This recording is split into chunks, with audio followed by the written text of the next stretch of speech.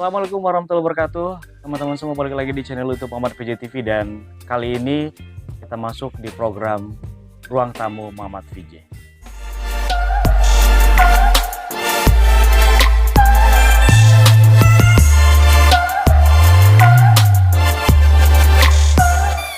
Dan teman-teman semua, kali ini agak sedikit berbeda dari biasanya. Ruang Tamu Muhammad VJ ini tidak di rumah saya, bukan di studio ya. Tapi saya datangi langsung narasumber saya, tamu saya. Mungkin saya yang jadi tamu kali ya, bukan yang beliau yang jadi tamu saya. Tapi nggak apa-apa, it's okay. Dan hari ini saya mendatangi tempat dari Runding Farm. Langsung ada ownernya di sini. Salah satu menurut saya sosok yang sangat menginspirasi. Dan beliau ini, kalau menurut saya juga, salah satu pionir dari petani modern di Kabupaten Mandailing Natal. Bang Azwar Pulungan. Ya. Assalamualaikum. Waalaikumsalam warahmatullahi wabarakatuh. Bang, kita terima kasih banyak atas waktu yang Abang kasih ke kami. Ya. Dan sangat senang sekali, dan saya juga merasa sedikit bangga. Kenapa saya diperbolehkan untuk datang kemari. Baru pertama ini saya temukan ada seorang sarjana lulusan dari sebuah universitas besar. Biasanya pulang kampung. Biasanya kan kerja di perusahaan besar, di ruangan ber-AC, dengan jabatan prestise, dan sangat berbeda gitu loh. Maka dari itu saya sebut sebagai tokoh pionir dari petani modern di Kabupaten Mandailing Natal. Baru abang yang saya temukan seperti itu. Bukan petani modern, petani biasa-biasa aja. Enggak, beda cara bertani dari yang biasa-biasanya. Karena gini loh teman-teman semua, beliau ini sudah saya kenal lama. Beliau ini juga senior saya, dan senior dari senior saya, bahkan seperti itu mungkin ya. Dan yang saya tahu, basic keluarga juga bukan keluarga yang biasa-biasa saja. Keluarga yang keluarga yang akademisi. Justru itu saya sangat heran. Mengambil langkah hidup menjadi seorang petani, tapi petaninya bukan petani yang kebanyakan kita lihat, bukan seperti itu. Karena hasil dari tani yang abang hasilkan itu sudah pasarnya bukan hanya wilayah Mandailing Natal saja gitu. Dan tanaman yang ditanam juga menurut saya agak sedikit berbeda dari petani lain yang ada di Mandailing Natal. Dan itu bisa menjadi sebuah virus untuk petani-petani yang ada di sini, bahkan mencontoh apa yang abang telah lakukan di sini gitu. Dan yang jadi mendasari pikiran saya sampai sekarang, apa sih sebetulnya tujuan utama abang untuk melakukan ini? Satu. Dan kemudian, kenapa abang mau untuk menjadi seorang petani? Itu dulu, kenapa mau untuk menjadi seorang petani? Oke, terima kasih. Selamat datang untuk Muhammad VJ. Adinda saya kenal dari kecil. Ya betul. Dari sebelum sekolah ya. Karena kebetulan Mamat ini tinggal di sekolah, di SMA saya. SMA 1. Nah, kebetulan saya dari SD dekat dengan SMA, dan satu alumni juga sama saya. Ya, jadi betul. Tujuan saya pulang kampung awalnya sebetulnya untuk ngurus orang tua. Nah, itu tujuan utama kami pulang kampung, urus kedua orang tua. Karena kebetulan kedua orang tua kami itu biasanya kami tinggal di Bogor. Tapi setelah mereka tua, mereka lebih senang tinggal di kampung, di rumahnya sendiri. Nah, setelah kami pulang kampung, kebetulan mereka ada sakit dan kami yang ngurus. Kalau nggak salah kurang lebih 3-4 tahun, dan mereka merawat. Ya, kami yang merawat bersama istri. Dan saya lihat peluang untuk pertanian. Di samping hobi saya bertani ini, saya melihat peluang untuk berhasil dari sektor pertanian sangat besar. Di kampung kami ini, khususnya Desa Runding. Umumnya di Mandailing Natal. Mandailing Natal ini sangat subur ya. Dan sering saya bilang sama kawan-kawan, semua ada, baik dari kesuburan tanah, kandungan sumber daya alamnya, hampir semua ada. Jadi kenapa kita bisa nggak memanfaatkan sumber daya alam yang ada gitu. Nah, di samping hobi saya yang memang bertani, ya saya harus bisa berhasil. Di masyarakat umumnya di Mandailing Natal, kita ini kan senang meniru. Kenapa kita nggak buat contoh yang bisa berhasil, yang membuat mereka juga ikut berhasil? Nah, inilah salah satunya bertani. Dan kebetulan mereka kena juga seperti yang Adinda bilang tadi, virus itu mereka ikut bertani. Dan mereka mampu, kita nggak perlu ngajarin. Karena rata-rata orang Mandailing Natal itu pintar-pintar ya. Kita nggak perlu ngajarin, mereka bisa belajar sendiri dan alhamdulillah berhasil. Cuman pada saat ini, kemarin kan kami ada tanam pepaya. Komoditi pepaya ini kami buat tumpang sari di daerah Desa Runding. Nah, saat ini kena virus, makanya kami tumbang, kami ganti dengan tanaman hortikultura yang lain. Ada yang nanam terong Belanda, ada yang nanam cabai. Kebetulan kita nanam cabai, ada yang nanam bawang merah. Nah, di samping hortikultura ini kita ada tanaman tua, bermacam jenis tanaman tua. Contohnya? Buah-buahan. Contohnya salah satu durian. Durian juga macam-macam, ada durian musangking, ada durian pelangi, ada bawor, ada oce, ada kani, ada bintana. Nah, selain durian, di sini ada juga yang menanam jeruk. Ada jeruk. Nah, jeruknya juga macam-macam. Ada jeruk dekopon yang keprok dari Jepang. Ada keprok maga, komoditi tanaman jeruk endemik dari Puncak Sorik Marapi. Itu kita kembangkan di Desa Runding. Itu yang jeruk yang dulu itu Bang ya? Iya, jeruk yang dulu. Yang pohonnya besar-besar itu ya? Yang pohonnya besar-besar dan kebetulan waktu itu kena virus juga. Tapi alhamdulillah saat ini sudah dikembangkan lagi di daerah asalnya di Puncak Sorik Marapi. Nah, waktu itu dibawa ke Balai Pusat Kajian Bali Jestro namanya di Batu Malang. Dan ditangkarkan di Balai Benih Arse. Nah, itulah yang kita kembangkan, dikembalikan pemerintah ke tempatnya, ke daerah asalnya, yaitu di Puncak Sorik Marapi, Lembah Sorik Marapi. Nah, yang namanya dibuat keprok maga.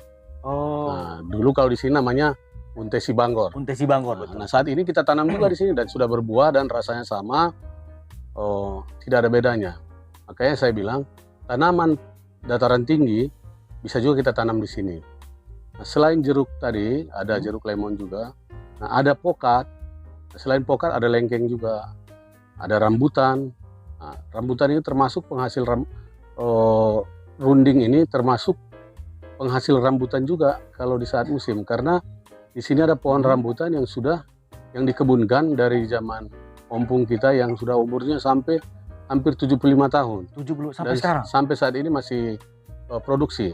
Wow. Nah, dan kebetulan kedatangan Adinda Mamat, kebetulan lagi nggak berbuah. Yang saat ini berbuah, kebetulan ada durian musangking, ada kira nanti durian bawa oce. oleh ke rumah nih terus.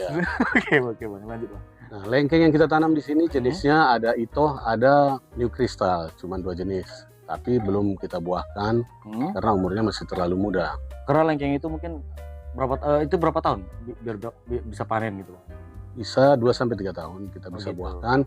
Pohonnya umur yang dulu. Saat ini yang sudah ditanam? Umur saat ini kurang lebih 1,5 tahun.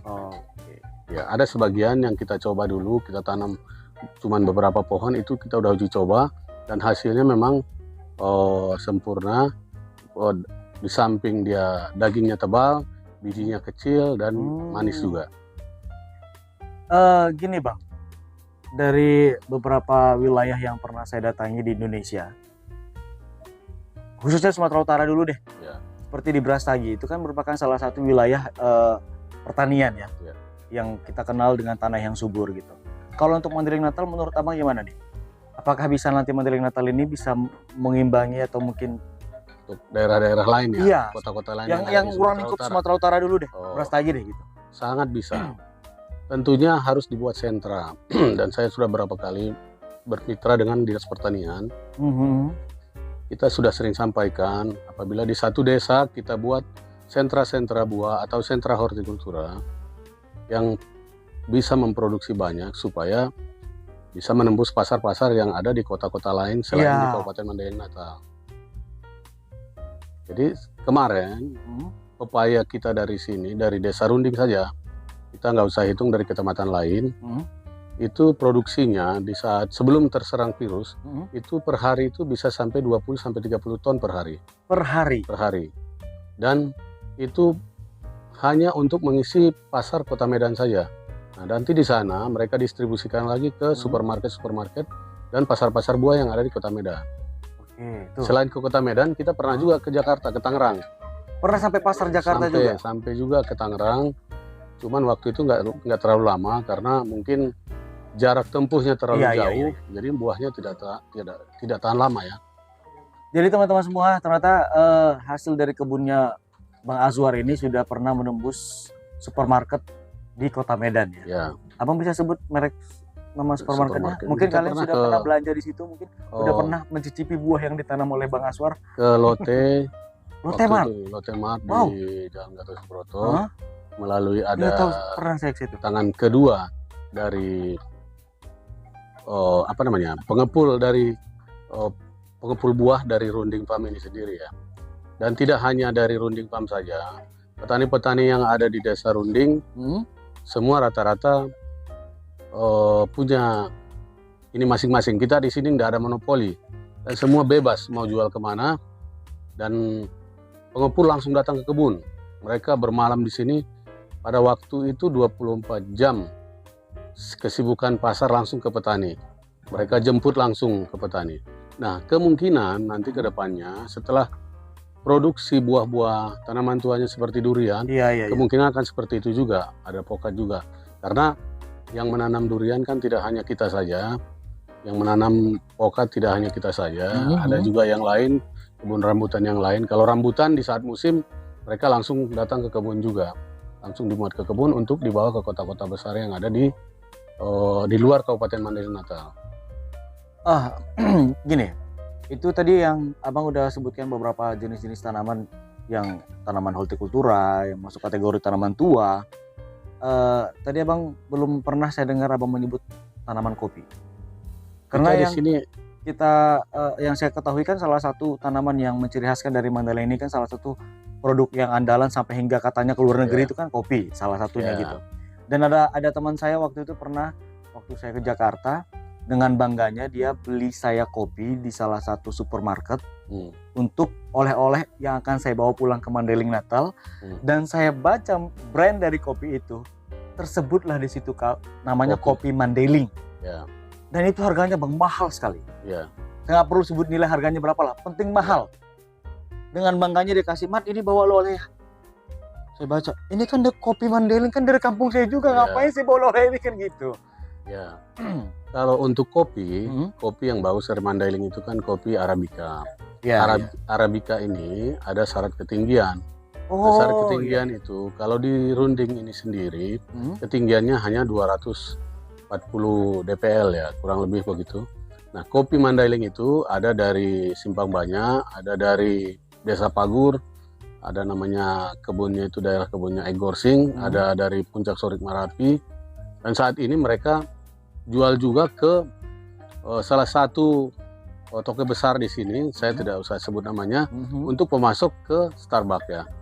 Ke Starbucks? Ya, Starbucks kopi, dan melalui tangan kedua juga, tangan ketiga. Nah itu yang mereka biasa antar ke Siborong-Borong, kalau nggak salah gudangnya di sana. Nah untuk di desa kita ini, Desa Runding, kita tanam kopi juga, ada kopi Robusta. Cuman ya dia produksi, tapi tidak seproduktif yang di daerah-daerah syarat ketinggian tadi. Karena ternyata ada syarat dari ketinggian untuk bisa ditanami kopi yang jenis Arabica itu, Bang ya. Tapi kalau di sini untuk Robusta bisa ya, Bang ya? Bisa, dan berbuah bagus. Kita ada kebun kopi juga di atas, kurang lebih sekitar 300 pohon itu untuk pelengkap di desa kita ini ya. Dan ada juga di kawan juga di sini yang nanam kopi juga, tapi Robusta, dan sudah produksi. Mereka untuk olah sendiri, mereka bawa ke Jakarta untuk kebutuhan mereka sendiri ya. ada kurang lebih 3 hektar ya di depan kebun kita ini. Oh, yang bertetangga dengan kebun. Ya, bertetangga dengan kita. Oke. Apa memang hanya itu saja jenis tanaman yang bisa ditanami untuk wilayah Runding ini dengan ketinggian dan juga tingkat kesuburan tanahnya? Apa memang tidak bisa untuk tanaman? Karena gini, salah satu yang jadi PR buat saya pada saat tahun 2000, kalau saya tidak salah tahun 2014 ya. 2015. Saya pernah waktu itu ke Medan bersama dengan Pak Yusuf. Ya.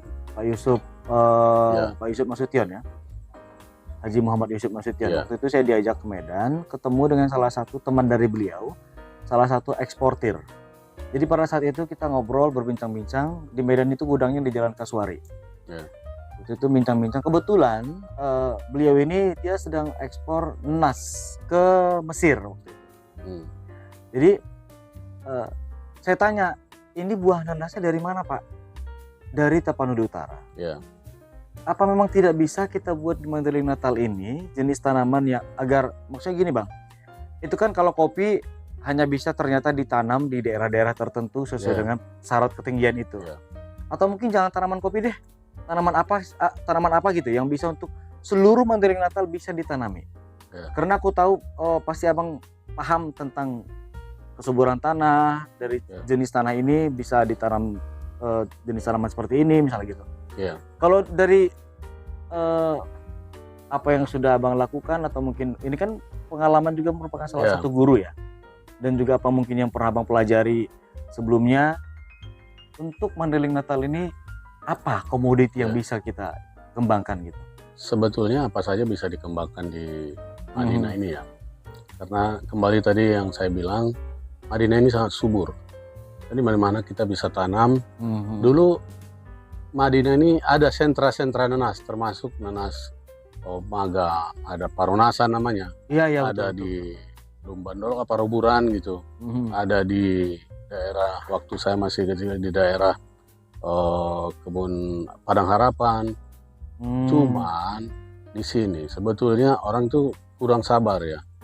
Intinya kalau mau produksi banyak, kita harus tentu kasih rawat, kita harus kasih dia kebutuhannya, ya, termasuk pupuknya, nutrisinya, kita harus kasihkan. Nah, ada pengurangan anakannya supaya dia produksi, supaya dia tidak tumbuh vegetatif saja, supaya dia generatif, kita harus kurangi anakannya. Nah, ini mungkin yang orang kurang sabar ya. Jadi yang paling mudah memang kemarin itu pepaya, dan tidak hanya di Desa Runding saja. Ada di beberapa, di Kecamatan Pademangan Barat saja ini udah termasuk komoditi andalan. Ada lagi Kecamatan Nagajuang, Kecamatan Tabargot. Nah, inilah penghasil pepaya terbanyak di Kabupaten Mandailing Natal. Nah, untuk komoditi lain, nanas ini kan lama juga berbuahnya. Kita tanam, kita pernah tanam di sini, lumayan juga, ada sekitar 1000 pohon bibitnya. Kita tanam, berbuahnya lama. Kita dapatkan bibit kemarin itu dari daerah, kalau nggak salah tuh dari Tapanuli Utara, juga dari Sipahutar. Kita tanam di sini dan nanasnya besar. Kalau di sana ini nanasnya namanya nanas raja. Dia ukurannya itu bisa sampai 6 kilo. Satu buah. Satu buah itu ya? Iya, bisa sampai 6 kilo. Kalau nanas biasa kan yang dari provinsi lain, misalnya dari Palembang itu kan dia buahnya kecil. Nah, dan rasanya manis. Yang buah nanas raja itu ya? Iya. Dan di sini kita ada juga, kita sisakan, dan ada petani-petani yang lain kita bagikan bibitnya. Setelah beranak di sini, mereka sudah mulai tanam juga di samping nanti, karena pepayanya sudah tidak produktif lagi. Mereka mulai beralih ke yang lain-lain, termasuk ada mencoba terong Belanda ya untuk jus, tapi saat ini belum produksi. Yang biasanya ini ditanam di daerah dataran tinggi. Cuman itu tadi saya bilang, di Runding ini apa saja kita tanam memang berbuah, dan tidak hanya Runding, desa-desa lain pun sama. Bisa saja, karena cuman orang, sebagian orang itu tidak berani mencoba. Itu saja. Orang di kita ini melihat dulu berhasil seseorang, baru mereka berani ikut. Iya, seperti abang buat sekarang ini nih. Ya.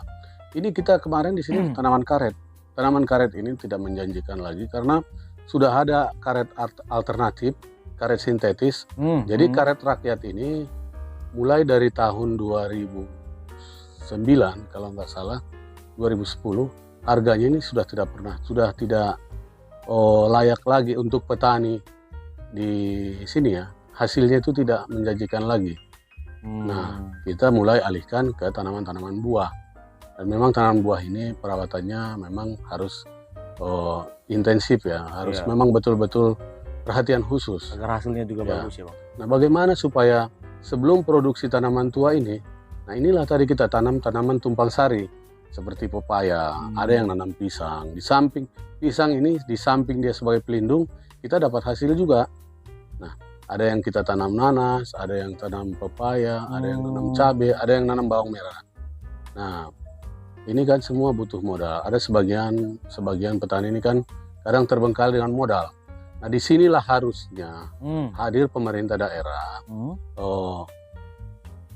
menyapa petani apa yang dibutuhkan kira-kira petani. Padahal sebetulnya banyak, setiap desa ada penyuluh.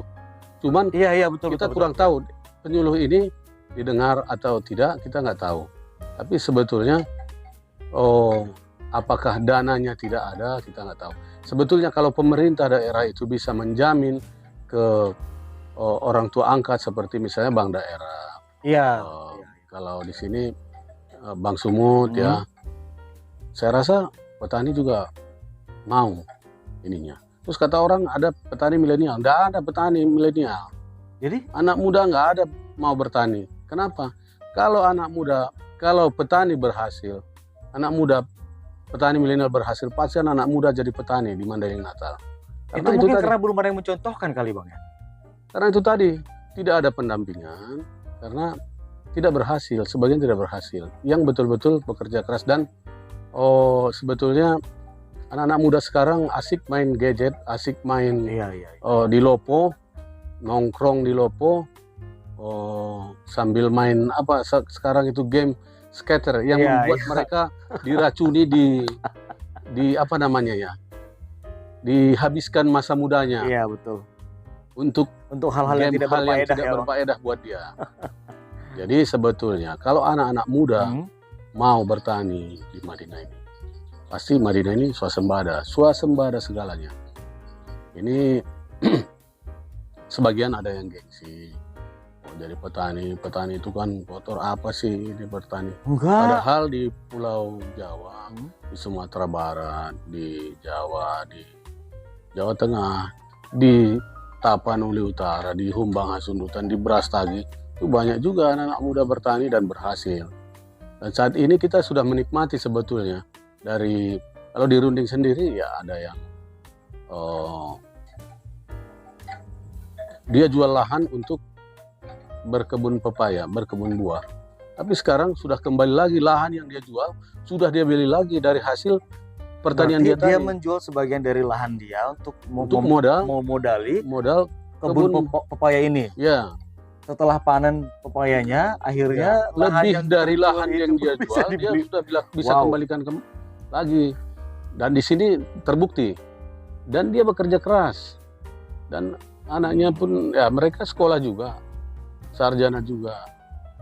Dan memang teman-teman semua pada saat tanam pepaya itu saya perhatikan banyak sekali pada saat zaman itu orang pada nanam pepaya semua. Itulah tadi latah. Jadi tadi kayak musiman ya. Ya, meniru. Terus di situ yang menurut saya salah satu kehebatan dari Bang Aswar ini bisa memberikan sebuah virus yang pengaruh baik untuk masyarakat gitu loh, untuk petani-petani yang mungkin sebelumnya mereka tidak terpikir untuk menanam pepaya kali ya.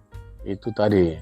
Kalau kita ini kan kita masih cenderung meniru untuk berhasil, itu bagus sebetulnya. Cuman kita harus perhitungkan juga. Kadang kan ada juga yang lahan berair dia tanam pepaya ikut-ikutan.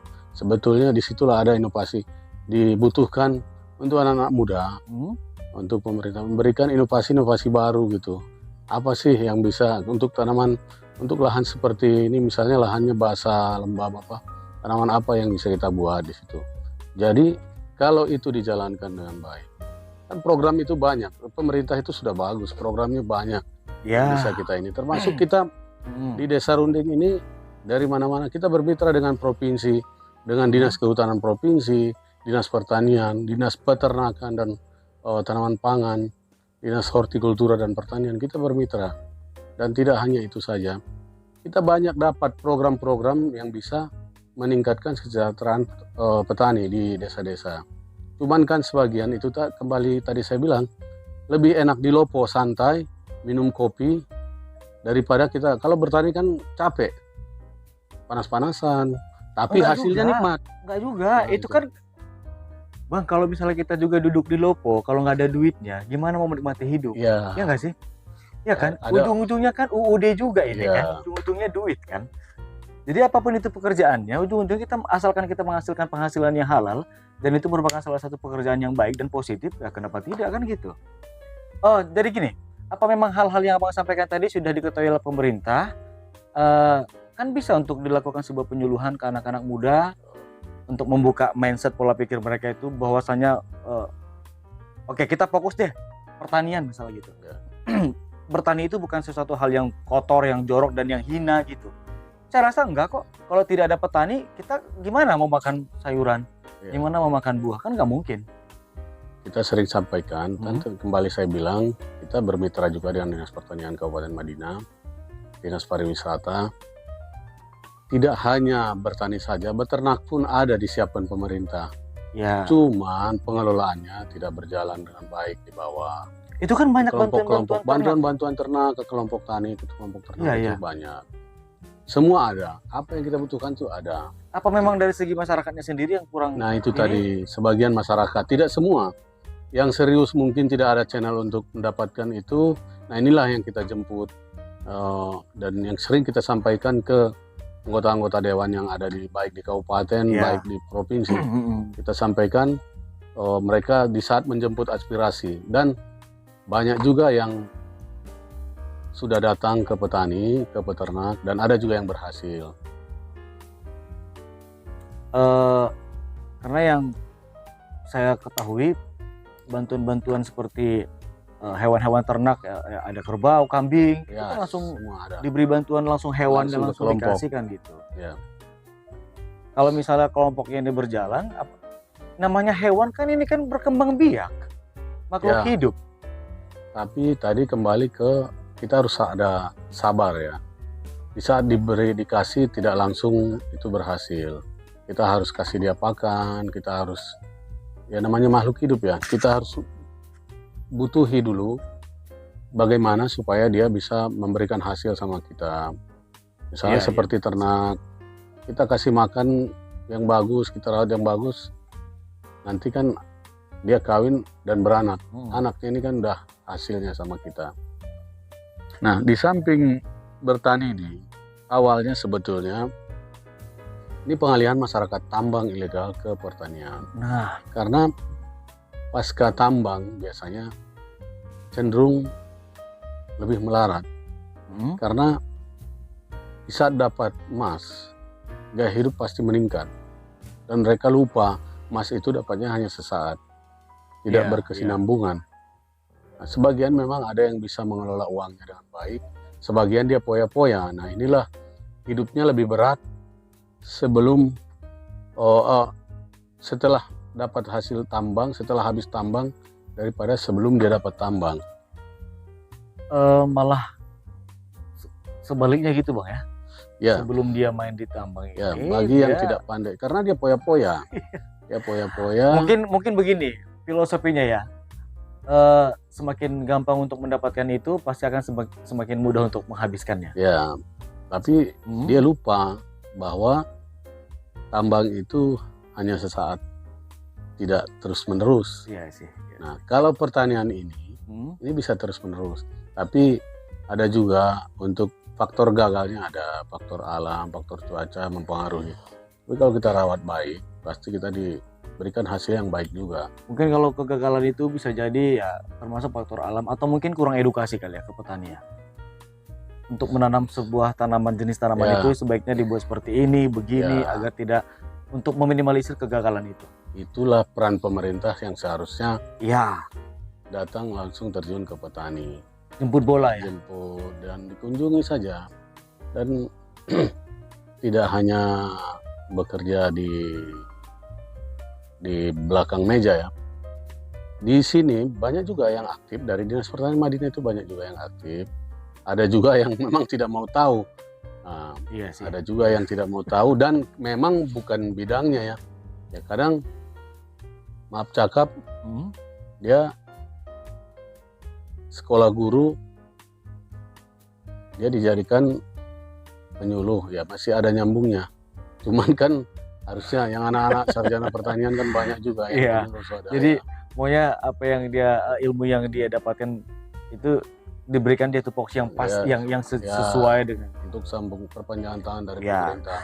Dan memang udah banyak sekali yang Bang jelaskan ya terkait kendala-kendala dari petani yang dialami petani itu sendiri, dan juga kurangnya mungkin kesinambungan dengan pemerintah antara petani ini ya, mungkin bisa jadi seperti itu. Nah ini pertanyaan terakhir nih untuk Abang nih, karena saya tahu banyak kesibukan juga di sini dan tidak mungkin santai saya aja. terlalu banyak menyita waktu. Santai aja, santai. Kita di sini santai. Begitu. Karena kita sambil ada waktunya kan memang istirahat. Kita nanti sore baru teduh dulu harinya, baru kita mulai lagi kegiatan. Karena kebetulan memang lagi panas cuacanya ya.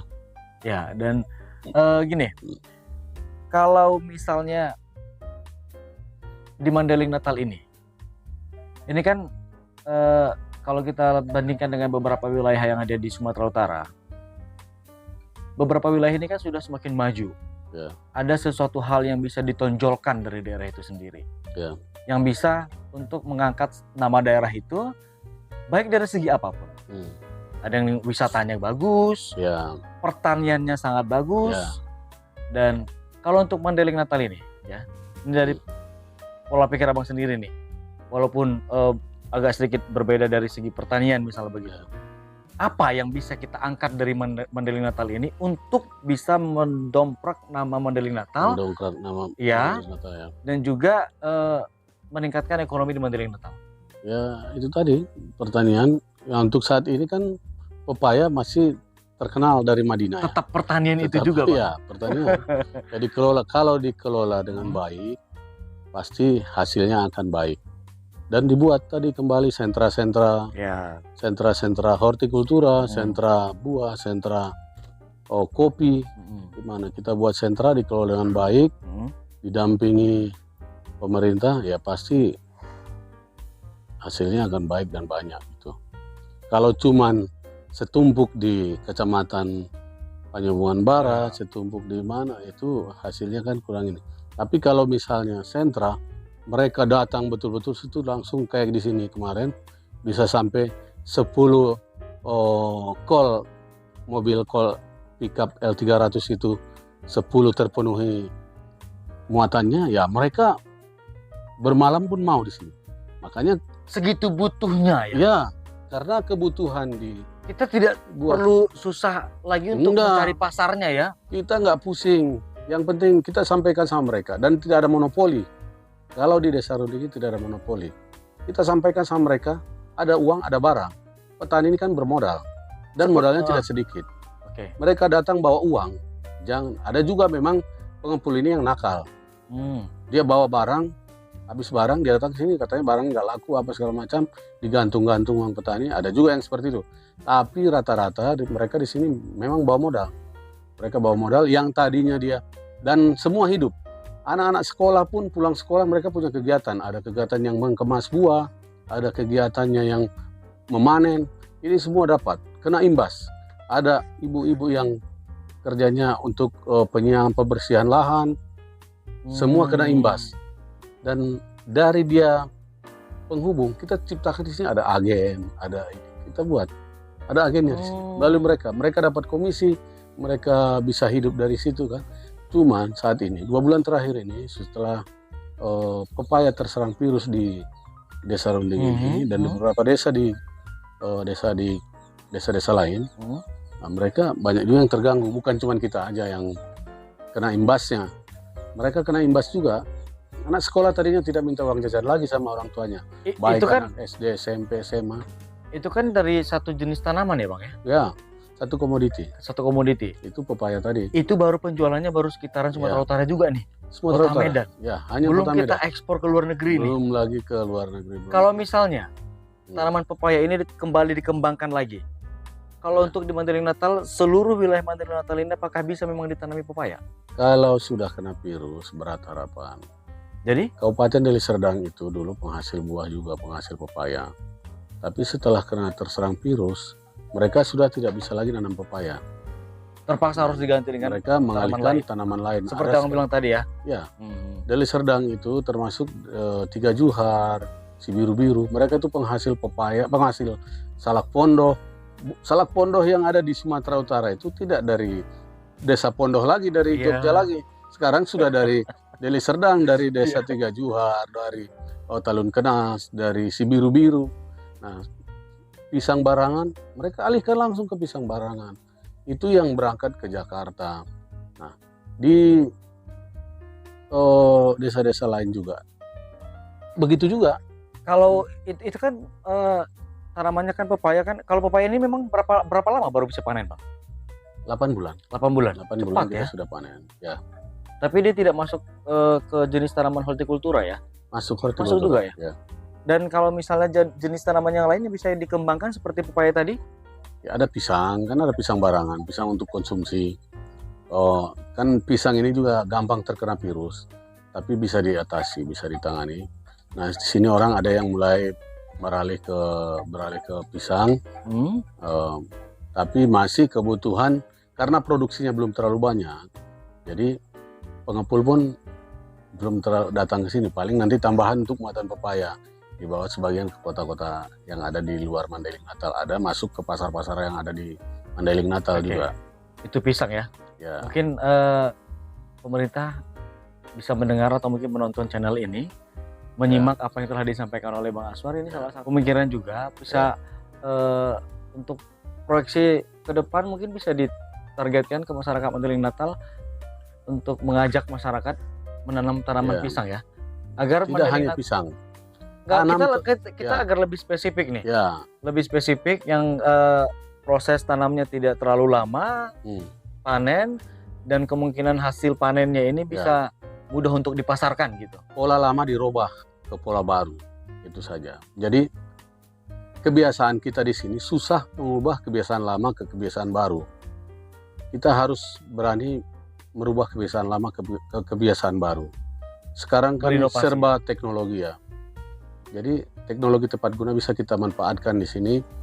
Kita bisa di pemerintah itu semua ada. Apa yang kita butuhkan ada. Kita tinggal minta. Ya, mintanya jangan cuman minta. Semua ada proses kan, dan sabar. Kita minta tahun ini, tahun depan datang. Itu pasti ada. Dan saya sudah merasakan, dan beberapa kelompok tani yang ada di sini yang saya bina itu sudah kebagian dan dapat. Kita perlu apa?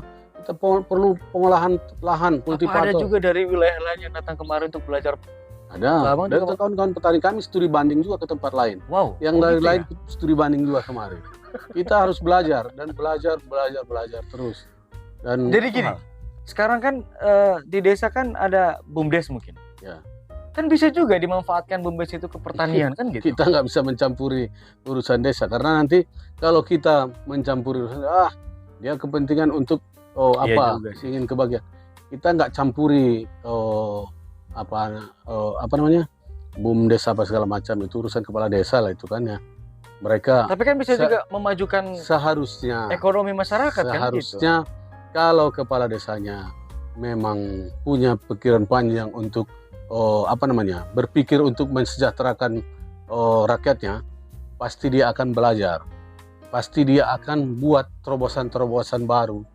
Tidak hanya itu, tapi kan rata-rata mereka ini kan sebagian besar mereka kan modal saya kan ada, dia ini takut ketahuan berapa dana desa, berapa uang kalau dibuat ke sini. Padahal sebetulnya manfaatnya ada kalau rakyatnya sejahtera. Tidak ada yang mengganggu, tidak ada. Semua tentram. Kalau rakyat itu sejahtera, petaninya sejahtera, semua masyarakat semua adem, nggak ada maling, nggak ada ini. Alhamdulillah kalau desa Runding ini kita menjamin nggak boleh ya. Tapi saya bisa sampai saat ini termasuk desa yang paling aman. Karena sejahtera, makmur. Ya. Dan di sini orang ya kalau buah ya dia minta. Ada mungkin yang ngambil apa di sini. Kalau untuk buah apa bebas, kita minta ke orang ini pasti dikasih untuk makan, tapi jangan untuk jual ya. Iya. Kalau yang saya rasakan, bukan karena saya orang sini ya, bukan karena saya desa asalnya memang dari sini, orang tua saya dari sini, tapi saya tinggal di Penyambungan. Saya rasa setiap masyarakat Mandailing Natal kalau mau bertani, mau bekerja, pasti berhasil. Ya bekerja keras. Ya kalau santai-santai ya hasilnya juga santai. Kalau mau miskin ya santai aja.